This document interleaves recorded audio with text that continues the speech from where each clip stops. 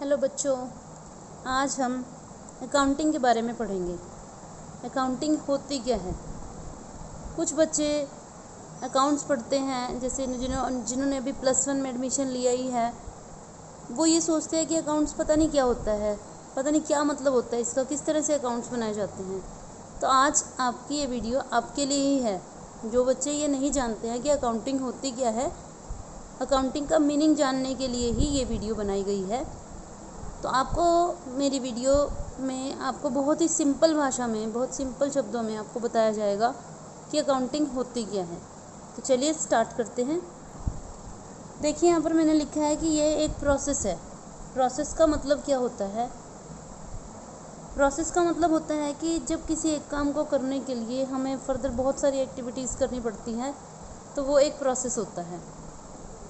मतलब जैसे एग्जांपल मैं आपको देती हूँ कि जैसे सपोज़ आपको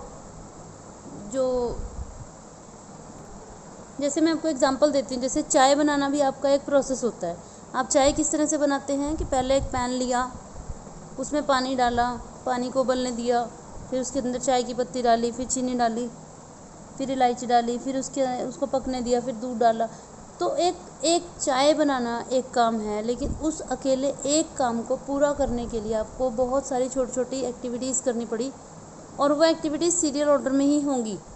आप ऐसा तो नहीं कर सकते कि चाय बनाएंगे बाद में पी पहले लेंगे, ऐसे तो नहीं हो सकता ना। मतलब आप समझ रहे हो मेरी बात कि प्रोसेस का मतलब क्या होता है। प्रोसेस का मतलब होता है कि स्टेप बाय स्टेप एक्टिविटीज़ करते जाना, जिससे आपका वो काम पूरा हो सके। तो अकाउंटिंग भी यहाँ पर आपका एक क्या है, प्रोसेस है। यहाँ पर भी आपको बहुत सारी एक्टिविटीज़ पूरी करनी पड़ेंगी, तब जाके आपको अकाउंटिंग का प्रोसेस आपका कंप्लीट होगा। ये कोई एक एक्टिविटी नहीं है कि बस आपने ये एक काम कर दिया तो आपकी अकाउंटिंग हो जाएगी, नहीं, ये एक प्रोसेस है। ठीक है बच्चों। तो इसमें मेन दो बातों, वैसे तो बहुत सारी बातें पता चलती है, बहुत ही सारी, लेकिन मेन मैंने बात करी, मेन दो बातों का पता लगाया जाता है कि जैसे नंबर 1, बिज़नेस को क्या प्रॉफिट या क्या लॉस हुआ। अब देखिए बिजनेसमैन क्या करता है। देखिए नौकरी वाले में और बिजनेसमैन में फ़र्क क्या होता है। नौकरी वाला क्या करता है कि वो अपनी सर्विसेज देता है, उसने पैसा कुछ भी नहीं लगाया, सिर्फ अपनी सर्विसेज लगाता है और मतलब अपनी मेहनत करता है, और उसके बाद उसको महीने के एंड में सैलरी मिल जाती है। लेकिन बिजनेसमैन को कोई सैलरी नहीं मिलती है, वो मेहनत पूरी वो भी लगाता है, बहुत मेहनत करता है दिन रात, और अपना पैसा भी लगाता है। देखिए नौकरी वाला अपना कोई पैसा नहीं लगा रहा, लेकिन बिज़नेस वाला पैसा भी लगा रहा है, मेहनत भी कर रहा है, लेकिन महीने के एंड में उसको तो कुछ भी सैलरी नहीं मिल रही। तो उसके प्रॉफिट या लॉस का पता लगाया जाता है। उसको सैलरी नहीं मिलती, क्योंकि सैलरी उसको मिलती है जो नौकरी कर रहा है। ये तो मालिक है, ये नौकरी नहीं कर रहा है, ये मालिक है। तो ये क्या पता लगाएगा, ये पता लगाएगा अपने साल भर में क्या इसने कमाया या क्या खो दिया। यानी कि इतना सारा पैसा भी लगाया, इतनी सारी टेंशन्स भी ली, इतनी सारी भाग दौड़ भी करी, उसके बाद 12 महीने के बाद उसको क्या फ़ायदा या क्या नुकसान हुआ है, इस बात का पता लगाने के लिए, इस बात का पता लगाने के लिए अकाउंटिंग की जाती है। अब ऐसा तो है नहीं, आपको क्या लगता है कि अकाउंटिंग में प्रॉफिट या लॉस कैसे आप पता लगाएंगे कि आप डेली का जो भी आपका रिकॉर्ड है आप उसे एक रफ रजिस्टर में लिखते जाइए कि आज इससे इतने का माल आया, इसको इतने का गया, उधार गया, कैश में गया, नकद आया, उधार दिया, आज बिजली का बिल पे किया, ये वो बहुत सारी तरह के खर्चे, इनकम, एक्सपेंडिचर, बहुत कुछ होता है। तो आपको लगता है कि आप एक रफ रजिस्टर में उसको लिखते जाएं, डेट डाल के उसको लिखते जाएं कि आज ये हुआ, 2 तारीख को ये हुआ, 3 तारीख को ये हुआ। आप तो ऐसे करके रजिस्टर ही भरते जा रहे हैं। तो उन रजिस्टरों से, जो भरे हुए रजिस्टर हैं, उनसे आप अपना प्रॉफिट या लॉस कैसे पता लगा सकते हो। ठीक है कि जो आपने रफ में लिखा हुआ है वही आपका बेस बनता है उस प्रॉफिट को पता लगाने का। तो उससे हम एक अपना प्रोसेस स्टार्ट करते हैं, और उसके बाद धीरे धीरे चलते चलते लास्ट तक पता लगा लेते हैं कि अपना आपको प्रॉफिट या लॉस क्या हुआ है। एक तो मेन ये बात, ये हम धीरे धीरे करके आगे सीखते जाएंगे कि प्रॉफिट या लॉस कितना हुआ। एक तो ये पता लगाया जाता है। दूसरे नंबर पे क्या पता लगाया जाता है कि बिज़नेस के प्रॉफिट लॉस के साथ साथ बिज़नेस की फाइनेंशियल पोजीशन का भी पता लगाया जाता है। फाइनेंशियल पोजीशन का मतलब क्या होता है कि वित्तीय स्थिति बोलते हैं इसको हिंदी में। फाइनेंशियल पोजीशन का मतलब क्या है कि बिज़नेस में आपके पास अपना कितना पैसा है, कितना आपने दूसरे का देना है, जो पैसा आपने टोटल बिजनेस में लगाया है उससे आपकी टोटल कितनी एसेट्स जनरेट हुई हैं, क्या हिसाब किताब है, किससे क्या लेना देना है, सब कुछ वो चीज़ होती है फाइनेंशियल पोजीशन। तो ये दो बातें मैंने आपको बताई, एक तो प्रॉफिट या लॉस का पता लगाना, दूसरा फाइनेंशियल पोजीशन का पता लगाना। ये दो बातें मेन हैं जिनका जवाब हमें मिलता है अकाउंटिंग का प्रोसेस पूरा करने के बाद। देखिए मैंने यहाँ पर लिखा भी है आपके लिए कि फाइनेंशियल पोजीशन क्या होती है। फाइनेंशियल पोजीशन बिजनेस की एसेट्स क्या हैं, बिजनेस की लायबिलिटीज़ क्या हैं, बिजनेस की कैपिटल क्या है। तो ये एसेट, लायबिलिटी और कैपिटल ये क्या होती है, इसके लिए भी मैंने एक बेसिक आपको अकाउंटिंग टर्म्स की वीडियो बना रखी है, जिसका लिंक मैं डिस्क्रिप्शन बॉक्स में डाल दूँगी, तो आप वहाँ से देख लेना। इसके बाद है ये ईयर फॉर कैलकुलेशन, मतलब जो मैंने आपको कहा कि 12 महीने का हिसाब किताब लगाया जाता है, तो वो 12 महीने कब से काउंट किए जाते हैं और कब तक काउंट किए जाते हैं। देखिए या तो कैलेंडर ईयर फॉलो किया जाता है या फिर फाइनेंशियल ईयर फॉलो किया जाता है। कैलेंडर ईयर फॉलो कैसे किया जाता है, या कैलेंडर ईयर कौन सा जो आपके कैलेंडर में होता है, जो 1 जनवरी से 31 दिसंबर तक का, या फिर फाइनेंशियल ईयर जिसे वित्तीय वर्ष बोलते हैं, वो आपका 1 अप्रैल से स्टार्ट होकर 31 मार्च होता है नेक्स्ट ईयर, अगले साल की 31 मार्च तक। मतलब वो साल हमारा 1 जनवरी से स्टार्ट ना होकर 1 अप्रैल से शुरू होगा और 12 महीने पूरे हो जाने के बाद 31 मार्च अगले साल की तक वो 12 महीने पूरे हो जाएंगे। ज़्यादातर अकाउंट्स में क्वेश्चंस में फाइनेंशियल ईयर फॉलो किया जाता है, वो ऊपर मेंशन होता है क्वेश्चन में कि वो कौन सा ईयर फॉलो किया जा रहा है। मतलब इसमें अगर पता लगाएंगे तो 1 अप्रैल से लेकर 31 मार्च तक आपको क्या फ़ायदा नुकसान हुआ और आपकी फाइनेंशियल पोजीशन 31 मार्च को क्या है, ये सब पता लगाया जाता है। और इसमें 1 जनवरी से 31 दिसंबर के बीच में आपको क्या फ़ायदा नुकसान हुआ और 31 दिसंबर को आपकी फाइनेंशियल पोजीशन क्या है, ये पता लगाया जाता है। अब शायद आपके मन में ये सवाल आ रहा होगा कि अकाउंटिंग प्रोसेस के स्टेप्स क्या होते हैं। तो चलिए अब हम इसके स्टेप्स के बारे में बात कर लेते हैं कि अकाउंटिंग जो मैंने आपको बताया था कि वो एक प्रोसेस होता है, तो उस प्रोसेस को पूरा करना पड़ता है, उसके लिए स्टेप्स चढ़ने पड़ते हैं, सीढ़ियाँ चढ़नी पड़ती हैं, और वो भी सीरियल ऑर्डर में। तो चलिए देखते हैं। देखिए मैंने स्टेयर्स की फॉर्म में ही बनाया, सीढ़ियाँ ही बना दी है, तो ये समझना थोड़ा सा आसान हो जाता है आपके लिए। तो पहली सीढ़ी पर जब हम चढ़ेंगे तो क्या लिखा है, मैंने इंग्लिश और हिंदी दोनों में लिखा है, recording of transaction and classifying, यानी कि पहले जो ट्रांजैक्शन यानी कि लेन देन है, लेन देनों का रिकॉर्ड रखा जाता है। वो रिकॉर्ड कैसे रखा जाता है अभी मैं इसकी भी डिटेल में बात करूँगी। और उसके बाद उनको क्लासीफाई किया जाता है। क्लासीफाई मतलब वर्गीकरण, उनको अलग अलग हिस्सों में बांट दिया जाता है। जो एक जैसे होते हैं उनको एक जैसे ग्रुप में डाल दिया जाता है। अभी हम आगे बात करते हैं। सेकंड नंबर पे होता है समराइजिंग, यानी कि सारांश बनाना, निचोड़ निकालना बात का। तीसरा एनालिसिस, यानी कि विश्लेषण करना। और चौथा प्रोवाइडिंग इन्फॉर्मेशन। तो आप ये अपने पास इसको वीडियो को पॉज करके अपने पास ये चारों स्टेप्स नोट कर सकते हैं। आप चाहें तो इसको 5 स्टेप्स भी बना सकते हैं कि पहले स्टेप में रिकॉर्डिंग ऑफ ट्रांजैक्शन, दूसरे में क्लासीफाइंग, तीसरे में समराइजिंग, चौथे में एनालाइजिंग और 5वें में प्रोवाइडिंग इन्फॉर्मेशन। मैंने वो 2 स्टेप्स एक में कर दिए, तो कोई बात नहीं, आप अलग अलग भी कर सकते हैं। चलिए पहला स्टेप देख लेते हैं, रिकॉर्डिंग ऑफ ट्रांजैक्शन और क्लासीफाइंग में क्या किया जाता है। देखो रिकॉर्डिंग में जैसे मैंने अभी आपको बताया था, पहला स्टेप होता है आप रफली एक रजिस्टर में रिकॉर्ड रखे जा रहे हैं, लिखे जा रहे हैं, अपनी नोटबुक लगा रखी है। एक बिजनेसमैन जो है उसने एक रफ में लिखे जा रहा है कि आज इसको ये दिया वो दिया, इससे इतने पैसे आए, इतना माल आया, सब कुछ। क्योंकि दिमाग की तो एक लिमिट होती है ना याद रखने की, उसे कहीं तो लिखना पड़ेगा ना। तो वो एक डेट डाल के लिखे जा रहा है कि इस दिन ये हुआ, इस दिन ये हुआ। तो आप कभी अंदाज़ा लगा सकते हैं क्या उस लिखे हुए से आप कभी प्रॉफिट लॉस पता लगा सकते हो। वो तो एक उलझा हुआ है, एक तरह से आपके पास एक डाटा है, आपको उसको सुलझाना पड़ेगा और समझना पड़ेगा। तो देखते हैं हम। वैसे तो इसका फर्स्ट स्टेप होता है जर्नल एंट्रीज। मैंने सेकंड स्टेप क्यों लिखा, क्योंकि फर्स्ट स्टेप मैंने बना दिया कि रफ का रिकॉर्ड। वैसे ये जो स्टेप होता है ये अकाउंटिंग का स्टेप नहीं होता, तो आप इसी को फर्स्ट स्टेप मानेंगे कि जर्नल एंट्रीज जो है इसका फर्स्ट स्टेप बनाया जाता है। फर्स्ट स्टेप पे क्या किया जाता है, इसको रिकॉर्ड किया जाता है। और सेकेंड स्टेप पे फिर आ जाता है आपका क्लासीफाइंग। क्लासीफाइंग का मतलब क्या होता है कि जर्नल एंट्रीज के बाद इन्हीं के बेस पर लेजर पोस्टिंग की जाती है।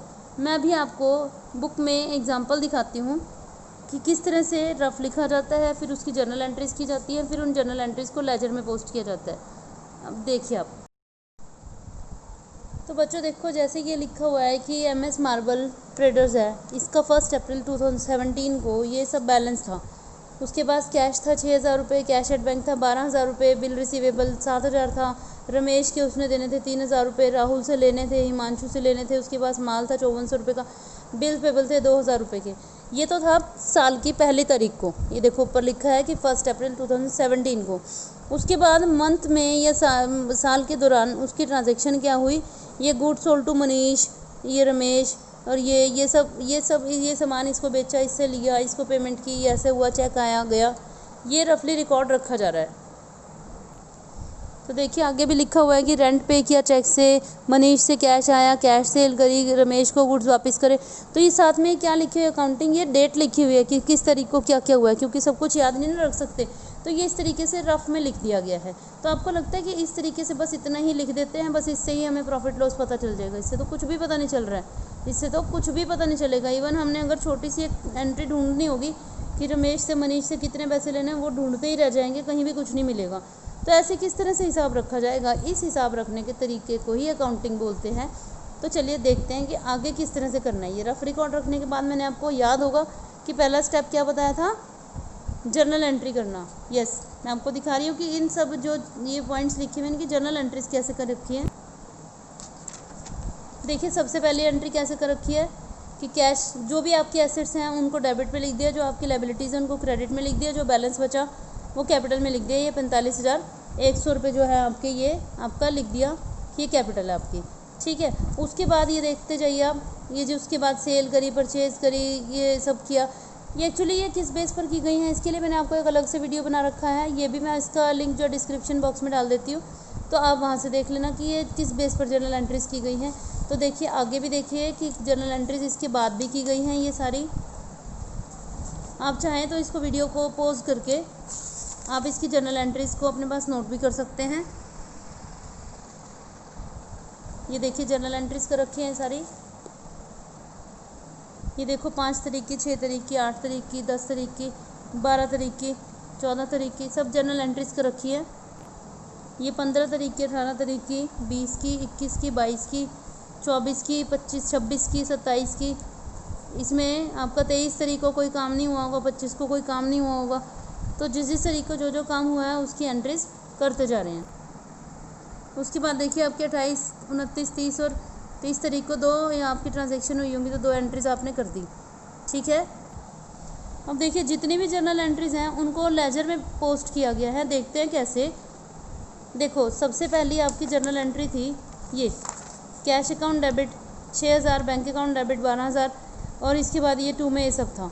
तो कैश अकाउंट डेबिट 6,000 था, तो उसके बाद आपने यहाँ लिखना है टू बैलेंस ब्रॉट डाउन 6,000 रुपये, यानी कैश खुद बाय में था तो इसको 2 में लिख दिया। 2 साइड होती है, ये बाय साइड होती है आपकी डेबिट साइड, और ये क्रेडिट साइड होती है। अगर कैश खुद बाय में है तो दूसरी चीज़ 2 में आ जाएगी, अगर ये चीज़ डेबिट में है तो ये चीज़ क्रेडिट में आ जाएगी। मतलब कहने का कि जैसे जर्नल एंट्री आपने करी, कैश का बैलेंस 6,000 रुपये। अब यहाँ पे आपने सारे वो पैसे लिखने हैं जहाँ से आपके पास पैसे आए हैं। राहुल से पैसे आए, हिमांशु से पैसे आए, आप इसकी जर्नल एंट्रीज़ की बेस पर इसको यहाँ लिख सकते हैं। ये देखिए राहुल के ये 9200 रुपये कहाँ से आए मैं बताती हूँ।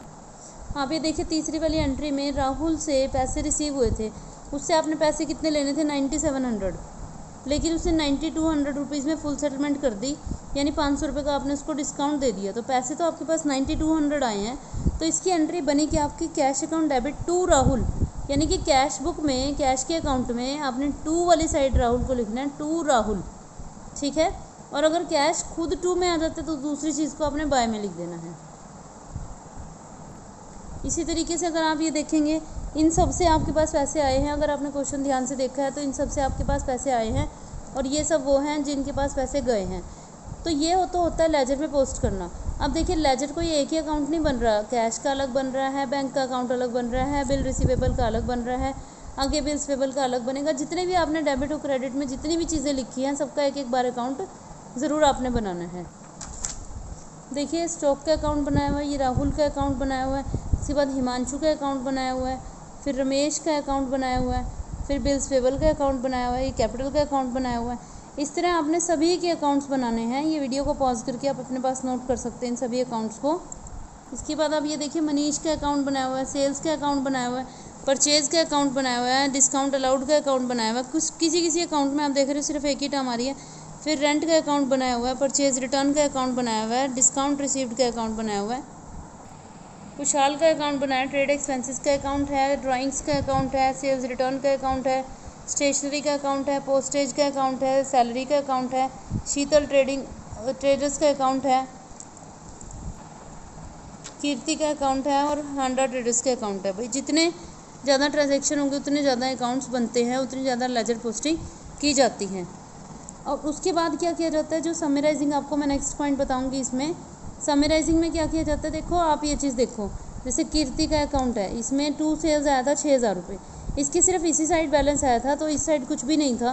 तो मेरे को इन दोनों साइड्स को बराबर करना है। यहाँ कुछ नहीं था तो इसलिए मैंने बाय बैलेंस कैरी डाउन, जितना इधर था उतना ही इधर भी करके इसको डबल अंडरलाइन करके इसको बैलेंस कर दिया। इसको समराइज करना बोलते हैं। इसी तरीके से देखिए हांडा ट्रेडर्स में भी ये 5000 दिए हुए, ये बाय आपके परचेजेस 5000 दिए हुए थे, तो हमने इसको इधर बैलेंस कर दिया। यानी कि अगर इधर दिया होगा तो इधर बैलेंस करेंगे, इधर दिया होगा तो इधर बैलेंस करेंगे। ये बैलेंसिंग करना बोलते हैं, इसे सारांश निकालना बोलते हैं। और सारांश निकालने के बाद क्या किया जाता है, देखो नीचे लिखा हुआ है ट्रायल बैलेंस। ये ट्रायल बैलेंस बनाया जाता है। देखो ट्रायल बैलेंस में लिखा हुआ है कैश अकाउंट 26,640, बैंक अकाउंट, ये दो साइड्स आपकी बनाई गई हैं, डेबिट साइड डेबिट बैलेंस और क्रेडिट बैलेंस। अगर जिस भी अकाउंट का जो भी बैलेंस बचा होगा, अगर जिसका डेबिट बैलेंस बचा उसके डेबिट के खाने में लिख दो, जिसका क्रेडिट बैलेंस बचा उसको क्रेडिट के खाने में। तो आपको कैसे पता चलेगा कि कौन सा बैलेंस बचा है? बेटे अभी आपने जो लेजर पोस्टिंग करी है उसमें आपकी दो साइड्स होती हैं, डेबिट और क्रेडिट। आपने दोनों साइड्स का टोटल अलग अलग करके देख लेना है। जिसकी जो भी साइड का टोटल बड़ा आता है उसका वही बैलेंस होता है। मान लेते हैं कि क्रेडिट साइड का टोटल आ रहा है 10,000 रुपये और डेबिट साइड का टोटल आ रहा है 4,000 रुपये, तो जो डिफरेंस है 6,000 रुपये, हम कहेंगे कि वो क्रेडिट बैलेंस है। तो उसको यहाँ इसमें ट्रायल बैलेंस में क्रेडिट साइड लिखा जाएगा और जिसका डेबिट बैलेंस बचेगा उसे डेबिट साइड लिखा जाएगा। तो सारे जितने भी अकाउंट्स बने हैं सभी का कोई ना कोई बैलेंस बचा हुआ है, उन सारे बैलेंसेस को यहाँ यहाँ यहाँ यहाँ लिखते चले जाएंगे। और इसके बाद लास्ट में ये देखिए इस वाले पेज पर लास्ट में इसका दोनों साइड्स का टोटल कर देंगे हम और ये टोटल हमारा इक्वल आ जाएगा। ये यहाँ तक का आपको मैंने बता दिया कि ट्रायल बैलेंस बनाने तक। और इसके बाद आगे चल के हम कुछ चैप्टर्स के बाद आपको सिखाएंगे कि trading profit and loss account कैसे बनाया जाता है और बैलेंस शीट कैसे बनाई जाती है। चलो बच्चों, उसके बाद सेकंड स्टेप है हमारा समराइजिंग। समराइजिंग का मतलब जैसे अभी मैंने आपको लेजर पोस्टिंग दिखाई, लेजर पोस्टिंग करने के बाद लास्ट में उसको जो मैंने आपको दिखाया था ना कि उसका बैलेंस को समराइज़ किया जाता है, बैलेंसेस निकाले जाते हैं, मतलब डेबिट क्रेडिट साइड देखी जाती है कौन सी बड़ी है कौन सी छोटी है, तो उसका बैलेंस निकाला जाता है। जो अभी मैंने अभी आपको बताया वो सब क्या होता है, समराइजिंग। इसका नेक्स्ट स्टेप होता है। इसके बाद देखते हैं, देखिए उसके बाद अगला स्टेप है हमारा एनालाइजिंग। एनालाइजिंग मतलब विश्लेषण निकालना। देखिए लेजर पोस्टिंग के बाद उनके बचे हुए बैलेंसेस को ट्रायल बैलेंस में ट्रांसफ़र कर दिया जाता है। अभी आप ये पॉइंट समझ लीजिए। इसके बाद फिर से मैं आपको दिखाती हूँ कि जो बचे हुए बैलेंसेस थे उसको किस तरह से ट्रायल बैलेंस में पोस्ट किया जाता है। तो क्या ट्रायल बैलेंस बनाने तक हमारा काम ख़त्म हो जाता है? नहीं।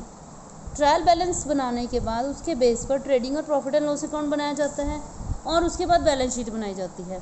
तो मैंने ये दो बातें अंडरलाइन क्यों कर रखी है, आप याद कीजिए कि मैंने आपको बताया था कि ये अकाउंटिंग किस लिए की जाती है। आपको स्टार्टिंग में, वीडियो के स्टार्टिंग में बताया था मैंने आपको कि मेन दो बातों को पता लगाने के लिए। एक बात कौन सी, कि प्रॉफिट या लॉस पता लगाने के लिए, तो उसके लिए बनाया जाएगा आपका trading and profit and loss account.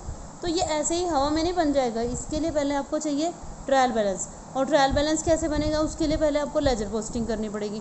और लेजर भी पोस्टिंग ऐसे नहीं हो जाएगी, पहले क्या करनी पड़ेगी आपको, जर्नल एंट्री करनी पड़ेगी। और जर्नल एंट्री के लिए क्या चाहिए आपको, रफ रिकॉर्ड चाहिए। तब आपको शायद समझ में आना होगा ये प्रोसेस कैसे कैसे पूरा हो रहा है कि पहले ये किया वो किया वो किया, उसके बाद यहाँ तक हम पहुँचे हैं। और फिर trading profit and loss account के बाद बनाई जाती है बैलेंस शीट। बैलेंस शीट में क्या बताया जाता है, फाइनेंशियल पोजीशन पता लगाई जाती है। इन तीनों को ही, trading profit and loss account और बैलेंस शीट, इन तीनों को ही, ट्रेडिंग अकाउंट अलग होता है, प्रॉफिट एंड लॉस अलग और बैलेंस शीट अलग, तो इन तीनों को ही फाइनल अकाउंट्स कहा जाता है। ये फाइनल अकाउंट से जो भी इन्फॉर्मेशन मिलती है उसको एनालाइज किया जाता है। देखो इसके बाद ये फाइनल अकाउंट तो बना लिए जाते हैं, उसके बाद क्या किया जाता है, इनसे जो भी इन्फॉर्मेशन मिलती है उनको एनालाइज करके विभिन्न आधारों पर नतीजे निकाले जाते हैं और वो आने वाले समय के लिए, फ्यूचर के लिए, जो भी आपने डिसीज़न लेना है उसके लिए बहुत ज़्यादा मदद करते हैं। ठीक है, लास्ट स्टेप अब देखते हैं,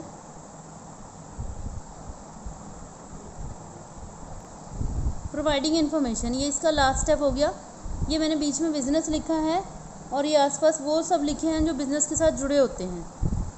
बिज़नेस को अपने सबके लिए रिस्पॉन्सिबिलिटी निभानी होती है, बिल्कुल सेम इसी तरीके से जैसे सपोज़ कीजिए कि एक फैमिली में एक पर्सन है, उसको सपोज़ कीजिए कि वो मैरिड है, तो उसको अपनी वाइफ के लिए भी जिम्मेदारी निभानी है, अपने बच्चों के लिए भी जिम्मेदारी निभानी है, अपने माँ बाप के लिए भी जिम्मेदारी निभानी है, अपने बहन भाई के लिए भी जिम्मेदारी निभानी है। तो ऐसा तो नहीं है वो किसी एक को इग्नोर कर देगा और दूसरे के लिए 100% देगा, नहीं।